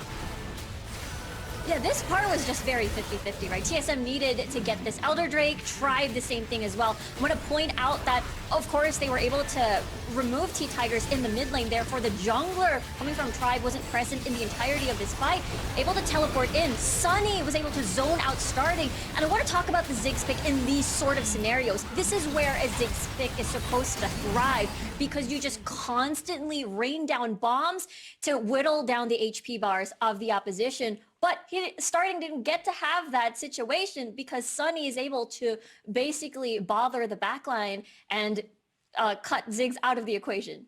Yeah, and I'm starting to see a trend here that maybe TSM is noticing as well. If they draft for late game and can just absorb Tribe's early game aggression, that could be their secret to victory here. Because Tribe have done a similar thing in 2 games now, where they go for very early dives in the top lane. Yes, and that is honestly where we saw a lot of their success, right? We were seeing it in top lane in the last game, and now this time around, they're getting a little bit fancy. Tribe known to run a little bit hot when they can, and this is honestly really well played. The turret juggle that we got to see from the aggro was honestly really well played, and this is what kind of starts that early snowball that started getting us a little bit excited for a Tribe 2-0 there, right? Getting so much gold. You have Oldskool's already roamed up top lane with MaxGreen, setting themselves up with a really nice early game.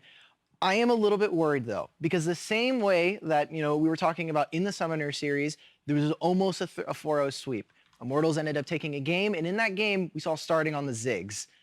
That was a champion that not a lot of us, myself, Smacks, and the rest of the crew were not, you know, kind of enthusiastic about. And this time around, we get to see it. He did the most damage. I do want to say he performed excellently on it, but I think there's just too many other pieces that they need kind of him to be a little bit more aggressive, a little bit more with the rest of his team, in my opinion. Sure. Well, let's see, because again, it's a high pick ban champion, but it might not fit the style of what Tribe need. With that said, though, we're getting ready for game number 3 here, the final game of the day, and a very important one for both of these teams. So Pastry, Smacks, take it away.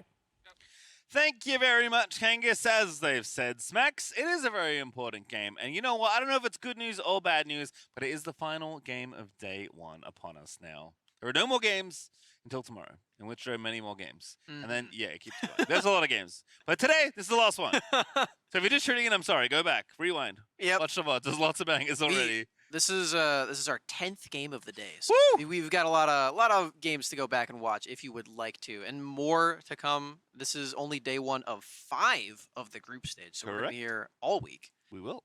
And these two teams will as well. We've got more action for them after this series, but they've got this road stop in front of them first. 1-1 is the scoreline. Both of these teams trying to get that last win, which could propel them all the way to the playoff stage of this tournament. Again, it is top 3 in each group of 5 teams that makes it to that playoffs, and every single win counts. Alrighty then, so it's Tribe on the blue side again. If my brain is working, they were there on game 2. I believe not though for game number 1. Fiora though banned away, Camille also banned. These are becoming the mainstay bans of the tournament. In fact, I'm pretty sure we haven't seen either of these champions on the Rift. They've been likely banned in every single game.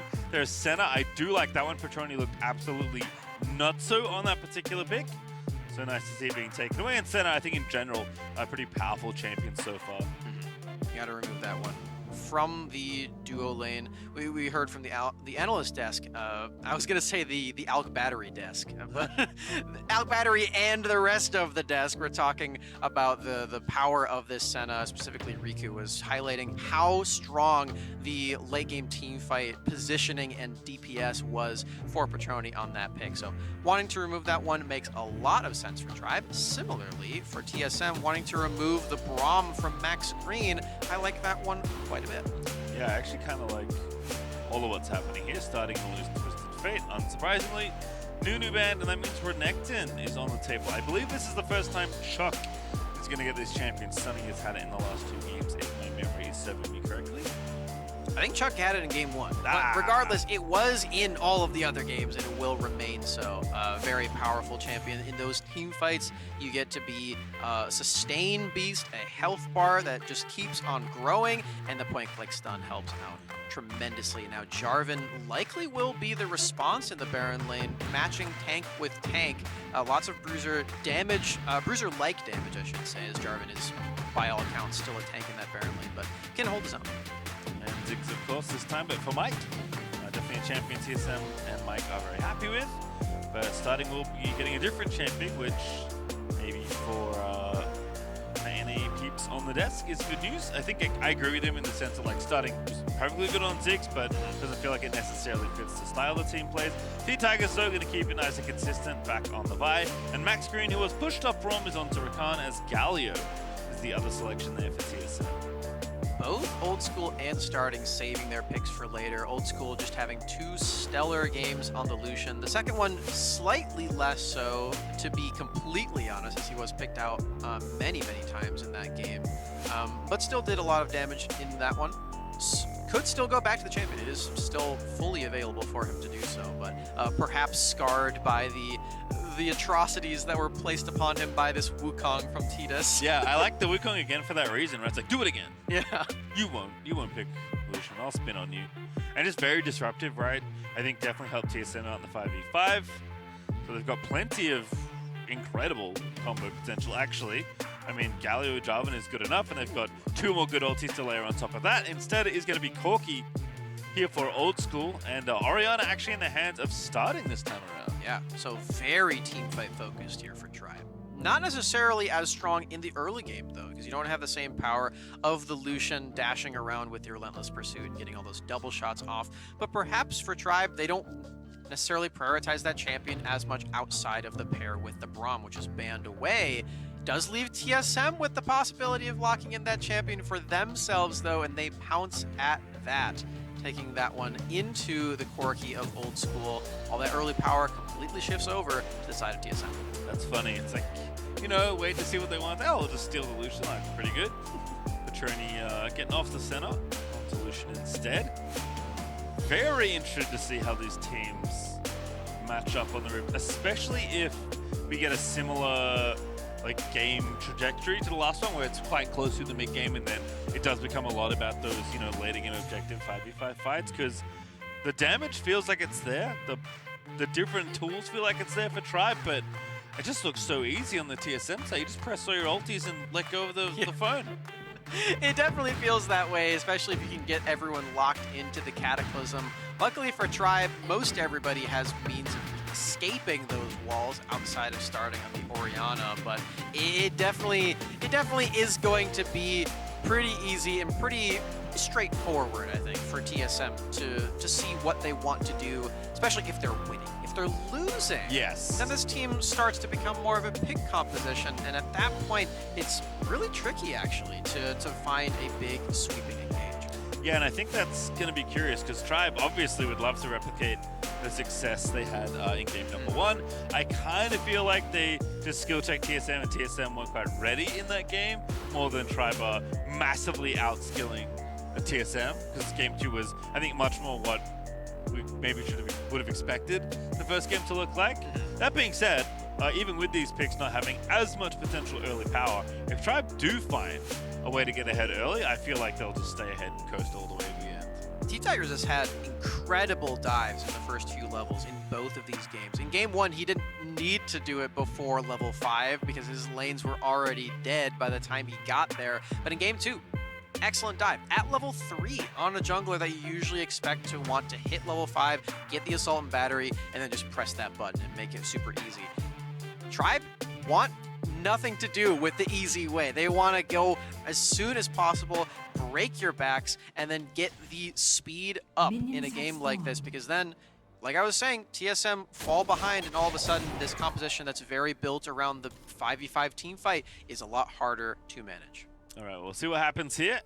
What kind of game are we going to get? Are we going to get the fast pace of game number 1? Are we going to get the more steady pace of game number 2? Are we going to get something completely different, Max? I guess we'll find out in a moment, but starting going to play the flipped matchup that he played in game number 2. This time he's on the Orianna side. And no shenanigans just yet. Everyone's at their lanes at the appropriate times. That's very unusual for this series. It actually is, yeah. Tetis is not going to start up on his red buff, so that's at least something that's slightly unusual, not going for the red buff immediately. But yeah, as you said, all things quiet in the first minute of the game. Tribe not going for anything too explosive quite yet. And for ttigers, you do still have that opportunity to play up until that level 5. And then once that pops, you do have the very easy gank. It's just not something that Tribe necessarily box themselves into needing to do. And I'm excited to see if he actually does go for any plays now that he is level 3. All right, well, bottom side is going just fine here. For Pertroni on the Lucian. They are the more aggressive of the 2v2 duos, as you can see. I mean, the summon spells more than anything kind of giving that away. That being said, if they find a good angle, that's a great taunt into Justice Punch. So out of carliTo, Oldskool going to have to get out of there, but not before losing a pretty chunk of health. I really like that combo out of carliTo. Very creative to use the Justice Punch backwards, just you do have that little wind up, so he makes sure that he gets that knock up onto Oldskool and forcing the Honey Fruit very early. Now Tetis on this side of the map. Be going for a dive. We'll see they have 2 minions to work with to get this one started. Oh, that's so nice. Double taunt there out of carliTo. 1 kill there for MaxGreen. Can they make the second? It's Tetis flashing away at the last second and not give it away. So nice for TSM as they grab their first blood of the series. Super clean from carliTo. You can feel just how comfortable this guy is on the Galio support. That's 2 plays in a row where he's using his skills to perfection. This time on a dive with the jungler there. Also, Mike, who did show up just for moral support in the end, wasn't necessarily needed for damage, but in case he was, in case Oldskool found himself worse for wear, would have been another kill picked up by TSM. But as it stands, this is still perfectly fine and perfectly great for TSM. Yeah, real nice. Just lining it up. Didn't even need the ultis, so it's going to be even easier next time. With a bit more XP. MaxGreen and ttigers, though, all don't get got. They did. All right, that was close, but the steal does not come through from the Winds of War out of carliTo. I really like this build from carliTo. You get the Righteous Glory enchant where you just zoom, zoom, zoom, and you can't run away from this Galio who is just running Mach 10, taunting you. And now that the flash is available for MaxGreen, which was true before, but this time it's because he used it, it's going to be super scary. Oldskool super low also. Yeah, the culling happened by the looks of things. Going in for it. ttigers ready at level 6. Has the ulti, of course, from the previous level, but doesn't go in for it. Just trying to cover at this point. I mean, that is not a trade that Oldskool wanted to take. Already has to go back once again. Otherwise, things are okay on the rest of the map, but the bottom lane that was such a source of strength for Tribe in the early 2 games of this series. Not looking so hot now that Lucian's on the other side. They're getting beat up by this Lucian. Pertroni going for a different build from Oldskool. Showed us in the first 2 games. It's a Blade of the Ring King, so a lot more sustain from this one. Less burst, but if you stay alive in these team fights, then there is more potential for that damage overall. So I like that one a lot from him. Now moving into the mid lane, trying to get priority for these objectives. TSM seemingly has the pick of the litter as their ultimates quite strong in these team fights. Got the Cataclysm and the Cyclone available. They have to deal with Corky Package from Oldskool, but once that is gone, they are super strong. ttigers once again vaulting on in, but does not find anyone to click on.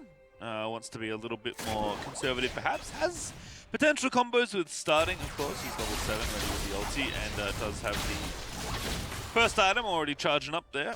Mike also has his own finish, so it's going to be battling Staves there in the mid lane for a little while. Gerald seems to be the center of attention though. Stacking up around this, Drake left to the wayside. The Scuttle Crab could be pretty big for Tribe. The extra movement speed around this objective, not too shabby to have. And if by some way the Tribe find themselves not in the pit anymore, then they'll see TSM the entire time. Package. Oldskool, yeah, probably running out there. That's MaxGreen with a very nice starting engage. With the Rockabelle gets in there and looks like they are going to grab a kill here. No, it's Java that grabs the first one there. TSM turn it back around. It's Tetis that grabs the second, and Tribe, it looks so good, and TSM just take 2 lives away. So patient for TSM, just waiting, knowing eventually Corky Package will expire. Oldskool uses it in a place that's entirely inoffensive to them. Fully ready to go all the way in on this play. You can see right there, Oldskool, he dashes in, but there's no possible chance that anybody in TSM is going to stand up. Yeah, Pertroni just battles him. Happy to take it there, forced him away, and then this is just easy. The rest of TSM collapse. Most of the damage for Tribe is going to be in the auto attacks from Oldskool or potentially the burst from starting, none of which are really online quite yet. So without a pick off with the Assault and Battery, Tribe not having an easy time in these team fights. Maybe looking for another possibility around this Drake, but no Corky Package means it's going to be even harder for them. You got to just go for the turn instead. Yeah, just giving it up here. Happy to take the gold, I suppose. At least get something out of the deal. They're certainly not getting this objective. I think for the first time ever in this series, Tribe are going to lose the first 2 objective fights there. Yeah. Pretty scary stuff for them. They have a lot of ways that they could have potentially played in this early game. Could have potentially used these powerful picks that we've seen throughout the entire series, specifically ttigers on this Vi, but Tetis got the first punch in.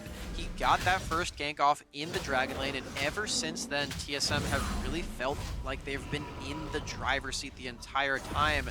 This Lucian pick in this series just seems so strong. Yeah, I mean, looking good so far. Definitely a champion we'll keep our eyes out on as the days roll on here at Horizon Cup. But for now, it's TSM kind of coasting on a pretty healthy 1,500 early game lead here. Obviously, well within reach for Tribe, but this is going the way they want to. They have those towers. They got their first dragon. Got carliTo looking pretty accurate on the Galio taunt numbers. He's zooming. He's got the register, and he's going for Dead Man's Blade after this. There's nobody who's going to be able to get away from him. Alright, so we're trying to take away the rest. Oh my goodness, MaxGreen with the amazing Rakan ulti there, but carliTo's going to swoop on in, and how did that not get anything done? It's 2 kills again. Tribe just lose 2. MaxGreen did everything, and it did nothing. It did something, but it did something for the other team. TSM picking up another set of kills. And if you look at the health bars across the board, it didn't really feel like Tribe was anywhere close to killing anybody. That's absolutely incredible. Tribe just don't have anything to use in these team fights quite yet. You have these really flashy engages here from MaxGreen, finding 3 members with his ultimate, but there's just no backup. Oh, Shockwave didn't hit everyone? I don't know, they just didn't. I guess it was just Ori and that wasn't enough. Oldskool a little too late. MaxGreen with like the literal perfect Rakan angle. Yeah.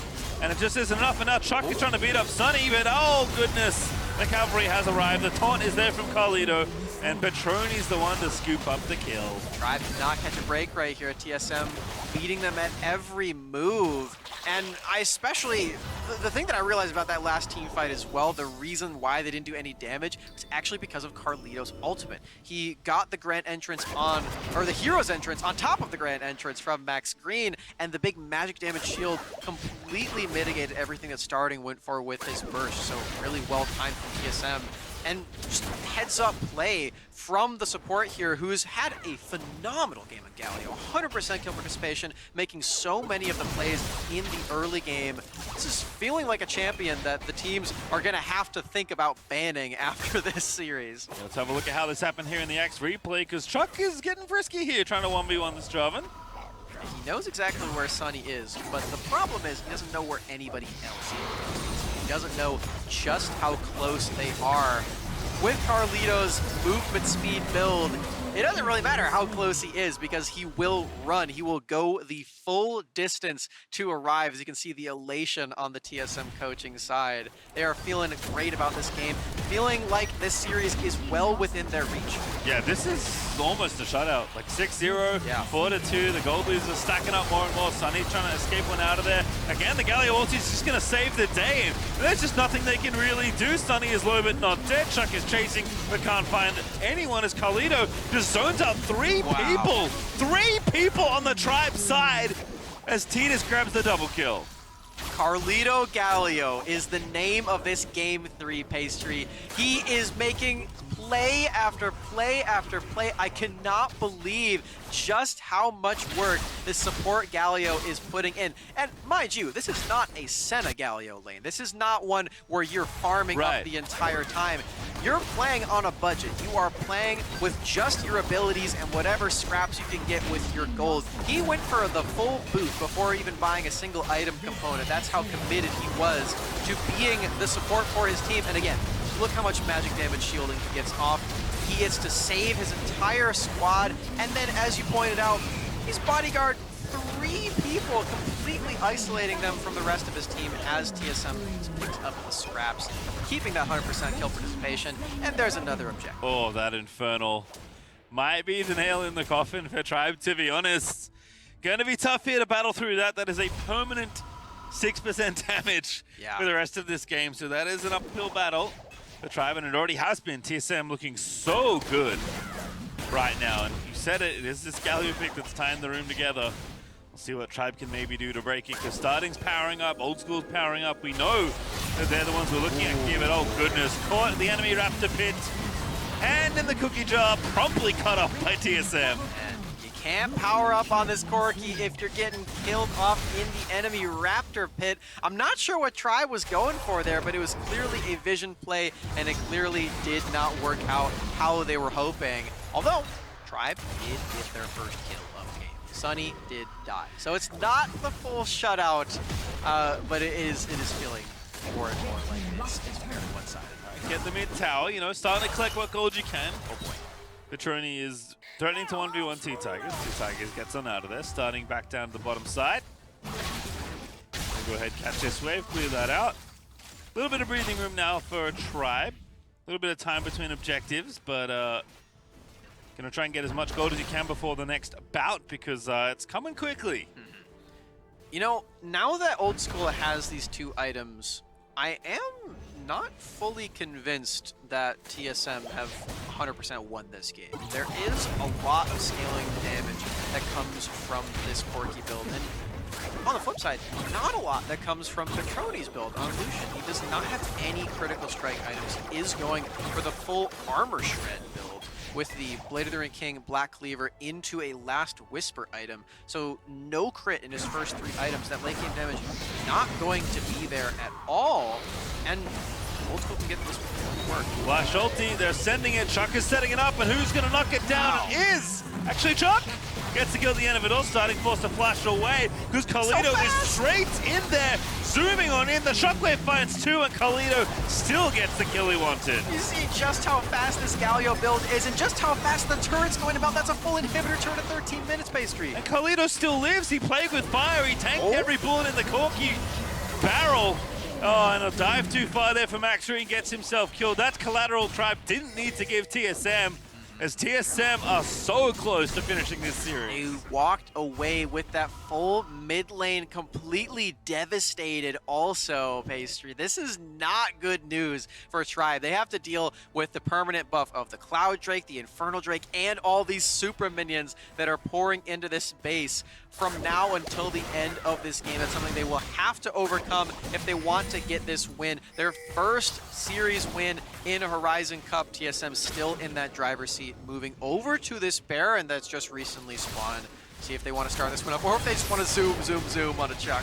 The Chuck had the rocket belt. Just like he's just trying to get in there, and wasn't enough to help escape. Starting getting low, the Zig's doing a massive amount of damage right now. Rabadon's almost done. There's a dunk. Maybe going to turn it back around, but the Galio's going to set that up, and that ulti almost killed Starting.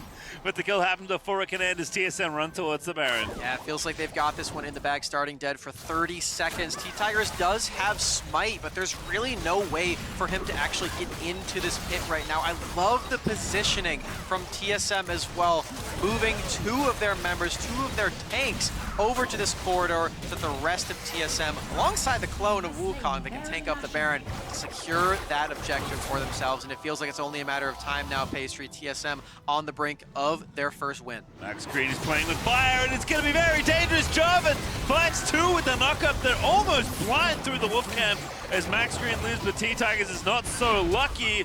And it is a short celebration for the life of MaxGreen. He does live for a little bit longer, but TSM are busy with the base, Max. Looking for more turrets. Shockwave does land by Starting, but he has to quickly get out of there for Sonny's all of his damage, all of his presence here. Now Chuck moving in.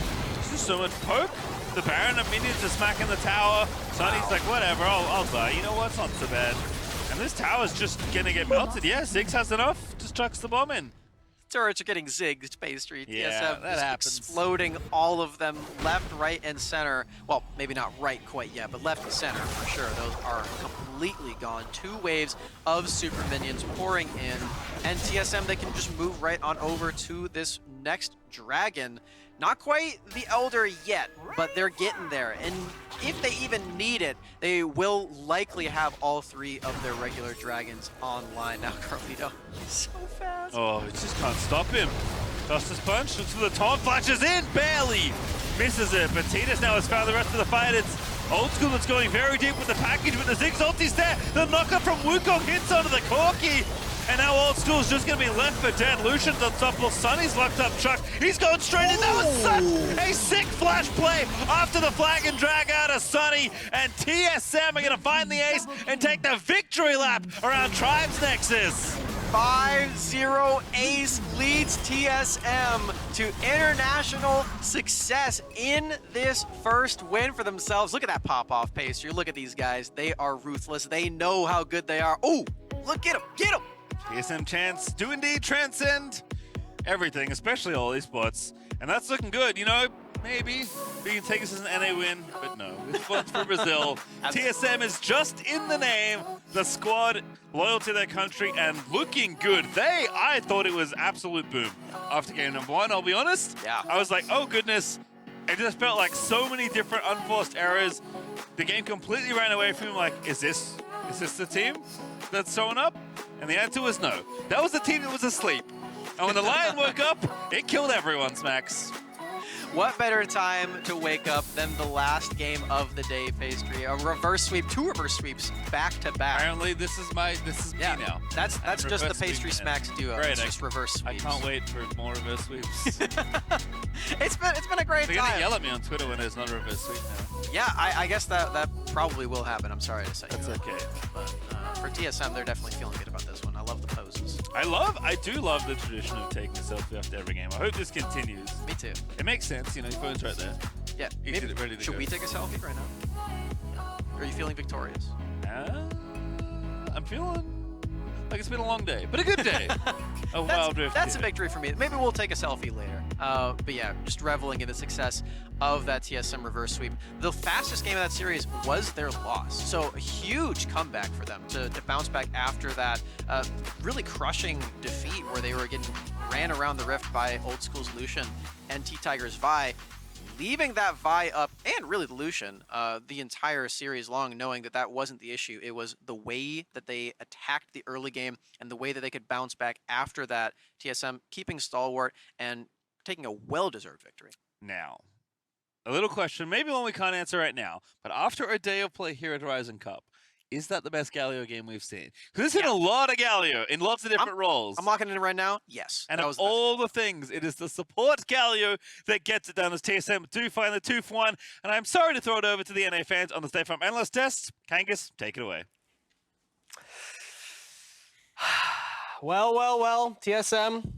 Once again, disappointing North American fans on the international stage. Everybody, congratulations to them, though, for picking up a win this time around. 2-1, Riku. You were right. You got it. Yeah, I know. What can I say? I had to get something right at the end of the day, you know? True. Yeah, our track record hasn't been the best so far, but you have come ahead of myself. So, hey, you got that. But, I mean, what a performance from TSM overall. A reverse sweep. We've had 2 in a row, both going the distance. And my beard is looking a little rough here. Yes. Tribe still have a chance of making it out of groups, but I'm not as confident this time around. But, Riku, what's the big difference between TSM at the beginning of the series and TSM here? Because it seems like they ramped up. Yeah, exactly. I think they were able to match the aggression that ttigers was able to set up during game number 1 and 2 as well when it comes to the early game. And they drafted so well when it comes to, again, with this all-in composition from the Vi paired with a Shockwave. And it's just immediately carliTo going in with the Hero's entrance to block all of that magic damage, set up for that big knockup, and then basically gives time for TSM to reposition and focus fire on whoever is near them, basically with their front-to-back approach. carliTo, 100% kill participation. Absolutely insane performance good. on that Galio. He's pretty good, turns out. Yeah, really impressive. And honestly, we saw the early game there. It felt like game 3 was like a completely different series. They got an early game kill. We even get to take a look at this Rift Herald. There's just a lot of things that I think ended up going wrong for Tribe and ended up going right here for the side of TSM. They land a huge Galio ultimate. And I mean, immediately from the get, Oldskool's out of this fight. Starting gets forced out of this fight. And from there, it is just TSM dominance for the rest of the game. And that is the difference between games 1 and 2 and this one. Yes. We didn't see these crazy early game turret dives coming in from Tribe. I was worried that TSM were downloading them and we're going to go for the scaling comps. Well, they actually went for the early game comp instead, and they were still able to make it work. And a reminder for anybody watching, any other players specifically that were watching that game, don't give TSM zigs. Oh, yeah. Because we did some searching for what it was like 11 picks with an 8-3 record. It's pretty OP. Turns out Ziggs is crazy. busted, especially for TSM. They've obviously shown a lot of kind of veteranship on this champion, and I'm hoping that later on, now, you know, you were talking about how strong the rest of this group is, maybe we see Ziggs hit that man table a little bit more against TSM. Maybe. We'll see. But congratulations to TSM regardless. That does it for our games today. But after this break, we'll hear from ttigers as she chats with TSM Mikey. So don't go anywhere. We'll be right back after this.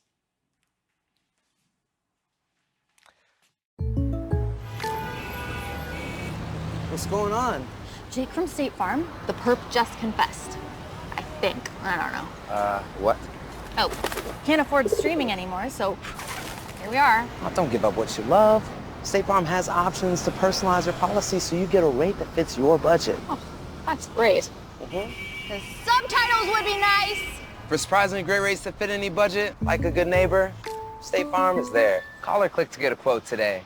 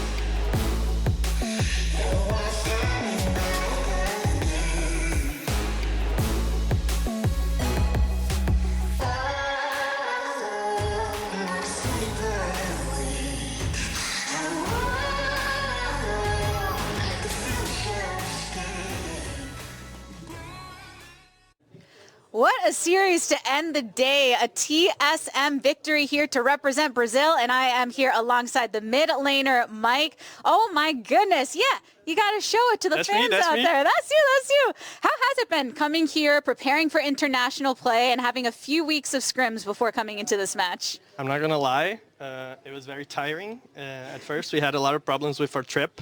We had to sit for a day in Germany because of connection issues with our flight. And then when we came here, we got split up into 2 different hotels because of vaccine issues. And then we only got to scrim together like after maybe 5 to 10 days that we were already in Singapore. So, yeah. So with all of that considered, then, how did you feel coming into this matchup? Did you feel like you're still recovering from some of that, or feel nice and prepared as a team? We definitely felt nice and prepared. We did not think we were even going to drop a single game to Tribe, but it happened. We choked the first game. Just a test with limit testing. Yeah. What was it that you took away from that game then? Was it just needing to shake it off a bit, or did you think there was something within the actual competition itself that you had a hard time with against Tribe? We did not expect them to pick action at all. No. Yeah, and it was actually part of a very heavy AD comp too. Do you think that there's a leniency towards these total AD comps within this competition so far? Whenever you're on red side, you get the last pick. You can choose whether you want to go with a full AD comp or not, because you can see whether the enemy team has enough tanks so that the full AD comp will matter or not. And in this case, we did not have enough frontline that they were full AD. It didn't matter. Well, beyond your mechanics, beyond the compositions, rather, everyone commends TSM for the energy that you bring representing Brazil. How important is it to you and the rest of the squad to keep that energy going throughout the entirety? We hype each other up, and that's our thing. Whenever someone is down because they got soloed or whatever, we need to hype each other up so we can perform our best. Yeah. We love to see you at your best. This was such a great series to watch. Thank you for joining me in this interview. Thank you. More TSM to come in the future of this tournament, everyone. Back to Horizon Cup. Thanks, ttigers. Now it's time for our State Farm assist of the day. And for that, we got to go back to Team Secret's Dragon Fight all the way during Game 1. Now, Rico, I want you to walk me through this because Tetsuri's Galio is absolutely insane in this play.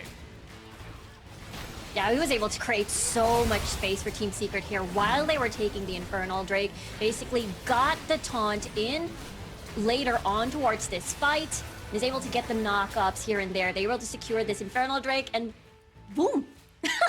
Finish off the fight. Crazy plays, crazy plays. But the question is, Alk, what was more impressive? That play or Titsuri's incredible hair flip during the player interviews? Ooh, we've had some really good so far. I mean, player intros. I've been impressed. I was a little bit worried some of the players would be a little too much, shy gamers. They there got we go. repeating. We got the repeat. It's a GIF now. Exactly. That's some luxurious hair. My hair used to be that long before I came here, and sadly, I don't know if I can. There we go. It's all messed up now. This is all our fault. We're gonna keep this. Definitely not on the same. That is the reason that I chose to not have it anymore. I was following production. Production said go for it, and I went for it. We sent it, boys. But that was great. And honestly, I'm gonna give it to Tatsuri's hair flip. Way better.